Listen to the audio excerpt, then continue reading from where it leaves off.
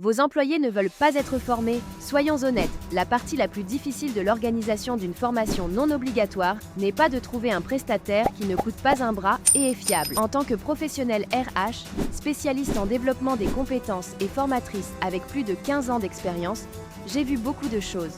Dans cette vidéo, je vais vous révéler les 8 raisons pour lesquelles vos employés résistent à la formation et partager comment j'ai réussi à, presque toujours, les faire adhérer. La promotion de la formation est insuffisante.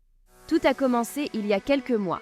J'ai annoncé la date d'une formation sur les gestes et postures. Travail sur écran, gentiment suggéré par notre CSE, et presque personne ne s'est inscrit. Au début, j'ai blâmé une mauvaise communication, c'est-à-dire les emails comme principal moyen de communication. Après tout, les employés en reçoivent tellement que certains passent inaperçus. Alors, la prochaine fois que nous avons lancé une formation sur la gestion du temps, je suis passée en mode marketing intensif. J'ai envoyé un email utilisant des techniques de vente agressives, comme place limitée. J'ai aussi créé une affiche avec un slogan accrocheur que j'ai collé sur tous les murs susceptibles d'attirer l'attention. Oui, même dans les toilettes. Et j'ai rédigé un article pour le site de l'entreprise. Mais malgré tous mes efforts, les résultats étaient plutôt mitigés. Le taux d'inscription oscillait autour de 30%. Et avec la date de la formation qui approchait, j'ai décidé de jouer le détective et de commencer à interroger les gens pour savoir pourquoi ils ne s'inscrivaient pas. Les réponses étaient variées.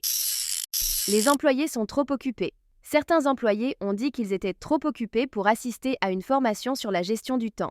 Ils avaient des urgences ou des tâches routinières pressantes à gérer. Passer 2 ou 3 heures à apprendre à mieux prioriser signifierait devoir rattraper leur travail par la suite, et peut-être même rester plus longtemps au bureau. À première vue, un argument valide. Après tout, qui suis-je pour juger ?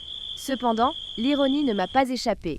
Une formation sur la gestion du temps pourrait justement les aider à distinguer les priorités des urgences et potentiellement leur éviter de courir sans cesse dans tous les sens.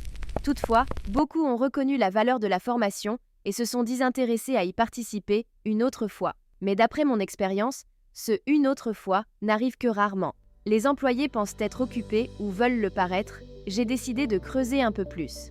En utilisant des techniques de coaching avancées, j'ai découvert que tous les employés n'étaient pas aussi débordés qu'ils le prétendaient. Certes, ils se sentaient occupés, mais en réalité, ils pouvaient facilement dégager 2 ou 3 heures pour suivre le cours. Mais est-ce que la réalité compte vraiment ici ? Si Marie croit qu'elle n'a pas de temps, alors dans l'univers de Marie, elle n'en a pas. Que Marie pense sincèrement être submergée ou qu'elle veuille simplement que les autres, surtout son patron, le croient, c'est une autre histoire.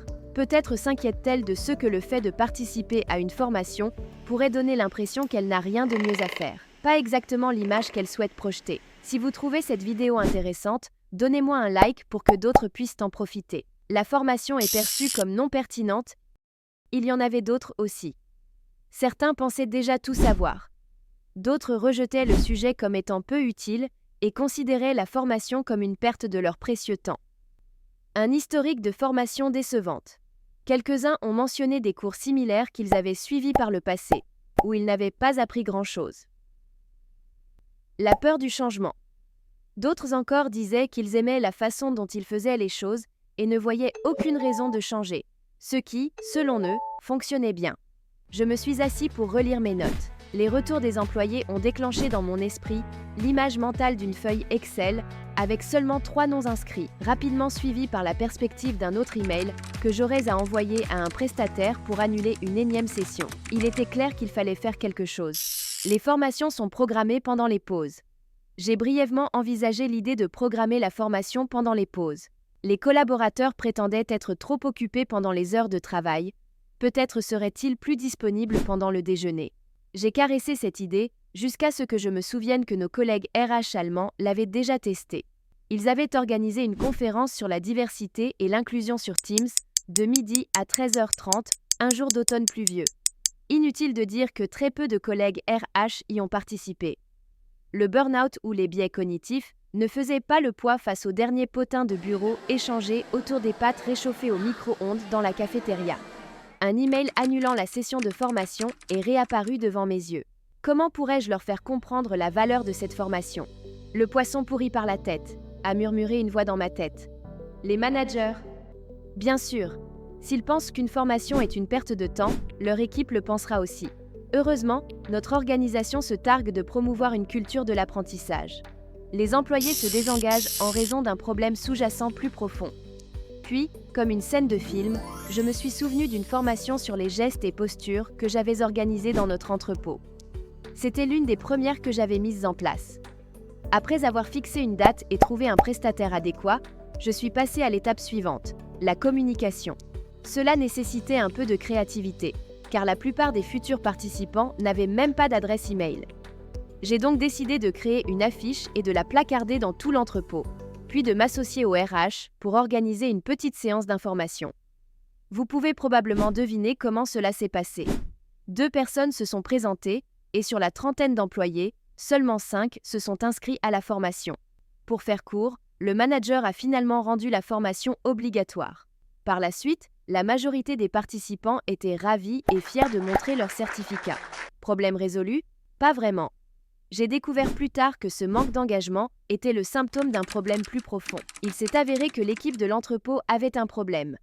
L'atmosphère était lourde, les clans s'étaient solidifiés et des rivalités tribales commençaient à émerger.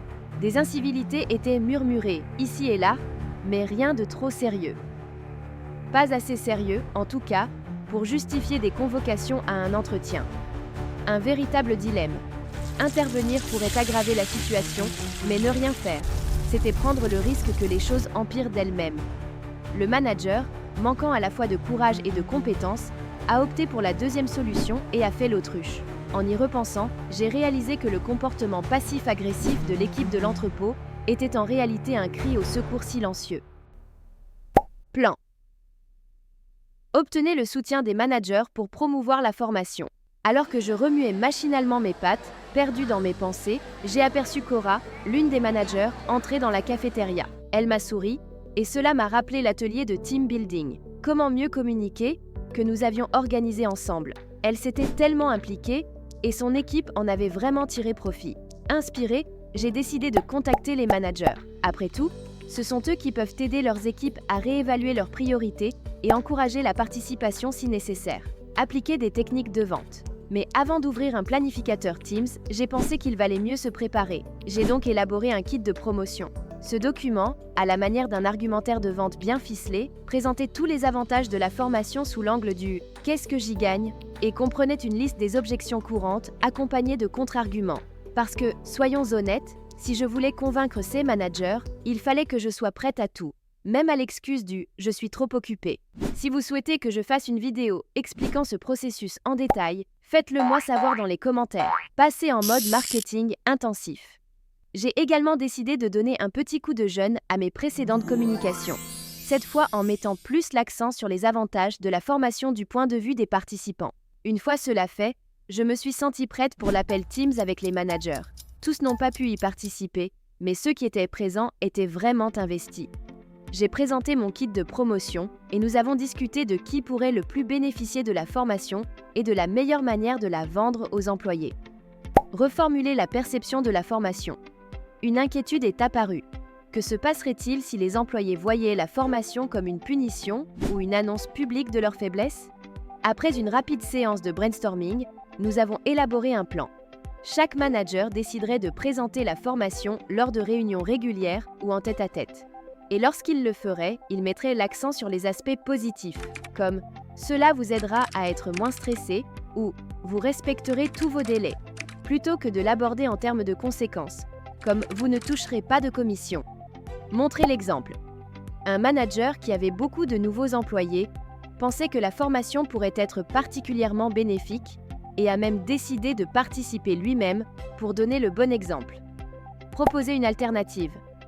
2 autres ont dit que le moment était mal choisi, car ils étaient en plein milieu de projets majeurs. En réponse, j'ai proposé un cours en ligne que chacun pourrait suivre dès qu'il trouverait un moment libre. Personnellement, je préfère l'approche humaine, mais si ce n'est pas possible, le cours en ligne fera l'affaire. Après tout, même un pansement virtuel est préférable à se vider de son sang. J'ai clos la réunion. Quelques jours plus tard, la liste des participants était suffisamment longue pour que la session ait lieu comme prévu. Nos efforts combinés ont porté leurs fruits, au moins pour cette fois. Et voilà les 8 raisons pour lesquelles vos employés fuient à les formations, et mes astuces pour les motiver à s'y inscrire. Vous avez compris, les managers sont nos alliés, Et si vous voulez les aider, cliquez sur cette vidéo pour découvrir comment ils peuvent développer leurs compétences en auto-leadership. Merci d'être resté jusqu'au bout. Votre soutien, que ce soit par un like, un commentaire ou un partage, m'aide énormément. Cela ne prend que quelques secondes, mais fait une énorme différence pour l'algorithme de YouTube. On se voit très prochainement. Bye bye!